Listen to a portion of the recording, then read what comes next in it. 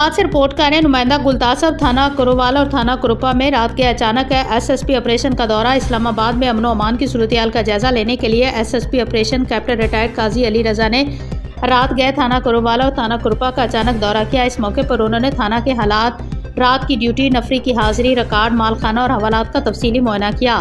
SSP operation ने थानों में मौजूद अफसरान और एहलकारों से मुलाकात की और रात की शिफ्ट में पुलिस कारकर्दगी, गश्त के निज़ाम और अवामी शिकायत के अंदाज से मुतल्लिक ब्रीफिंग ली।